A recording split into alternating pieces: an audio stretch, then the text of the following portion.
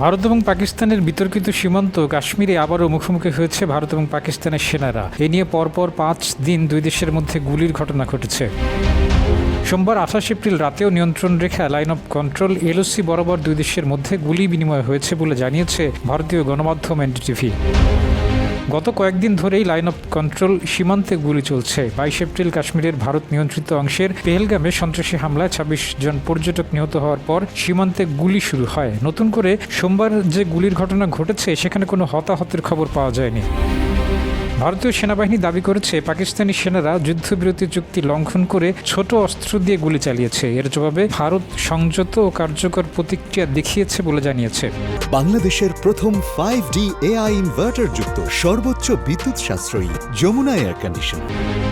পাকিস্তানের সেনাবাহিনী 29 এপ্রিল মঙ্গলবার নিয়ন্ত্রণ রেখা LOC বরাবর দেশটির আকাশসীমা লঙ্ঘনের কারণে ভারতের একটি কোয়াডকপ্টার ভূপাতিত করেছে। কোয়াডকপ্টার হচ্ছে এক ধরনের ড্রোনের মতো, একে ছোট হেলিকপ্টারও বলা হয়। কোয়াডকপ্টার ভূপাতিত করার দাবি করেছে ভারতের নিরাপত্তা কর্মকর্তারা। তাদের দাবি, কোয়াডকপ্টারটি সীমান্তের ওপার থেকে নজরদারি চালানোর চেষ্টা করছিল। তখনই পাকিস্তানি সেনারা দ্রুত সেটিকে গুলি করে নামিয়ে আনে।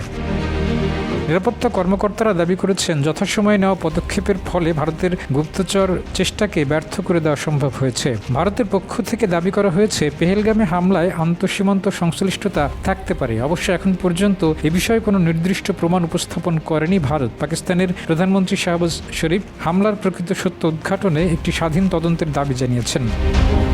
ভারত নিয়ন্ত্রিত কাশ্মীরের পেহেলগামে ঘটে যাওয়া সাম্প্রতিক সন্ত্রাসী হামলাকে 2019 সালের পুলওয়ামা হামলার পর কাশ্মীরে সবচেয়ে বড় হামলা বলে মনে করা হচ্ছে। 2019 সালে পুলওয়ামায় আত্মঘাতী গাড়ি বোমা হামলায় ভারতের কেন্দ্রীয় রিজার্ভ পুলিশ বাহিনীর 40 সদস্য নিহত হন। ডেস্ক রিপোর্ট, জয় জয়।